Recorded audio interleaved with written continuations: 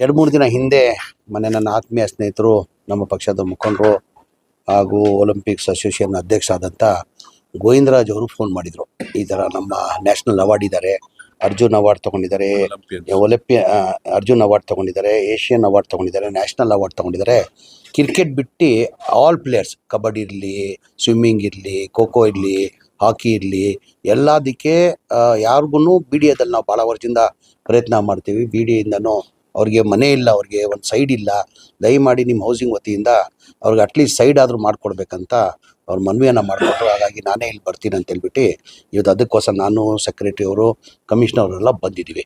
ಇವರೆಲ್ಲ ಇರೋದು ಎಲ್ಲ ಅವಾರ್ಡ್ ತೊಗೊಂಡಿರೋದು, ಎಲ್ಲ 3 ಅವಾರ್ಡ್, 4 ಅವಾರ್ಡ್ ತೊಗೊಂಡಿದ್ದಾರೆ. ಪಾಪ ಅವ್ರ ಸ್ವಂತ ಮನೆ ಅಂತ ಇಲ್ಲ. ಆ ಕಾರಣಕ್ಕೆ ನಮ್ಮ KHP ವತಿಯಿಂದ ತಮಗೆಲ್ಲ ಗೊತ್ತಾಯಿದೆ, ಬಜೆಟಲ್ಲೂ ಘೋಷಣೆ ಆಗಿದೆ. ಈಗ ಇಂಟರ್ನ್ಯಾಷನಲ್ ಸ್ಟೇಡಿಯಂ ಮಾಡಬೇಕಂತ, ಸೂರ್ಯ ಸಿಟಿ 4th ಫೇಸಲ್ಲಿ ಇಂಟರ್ನ್ಯಾಷನಲ್ ಸ್ಪೋರ್ಟ್ಸ್ ಮಾಡಬೇಕಂತ ಮುಖ್ಯಮಂತ್ರಿಗಳು ಘೋಷಣೆ ಮಾಡಿದ್ದಾರೆ. ಈಗ ಆದಷ್ಟು ಬೇಗನೂ ಟೆಂಡರ್ ಕರೆದು ಕೆಲಸನ ಶುರು ಮಾಡ್ತೀವಿ.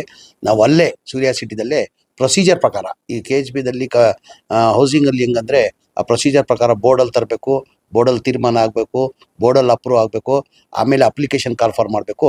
ಪ್ರೊಸೀಜರ್ ಪ್ರಕಾರ ಮಾಡಿ ಖಂಡಿತ ನಾನು ಸೂರ್ಯ ಸಿಟಿ 4th ಫೇಸಲ್ಲಿ ಇವ್ರು 24 ಜನಕ್ಕೂ ಸೈಟ್ ಕೊಡೋದು ವ್ಯವಸ್ಥೆನ ನಾನು ಪ್ರಯತ್ನ ಮಾಡಿಕೊಡ್ತೀನಿ ಅಂತ ಮಾತನ್ನು ಕೊಡ್ತೀನಿ.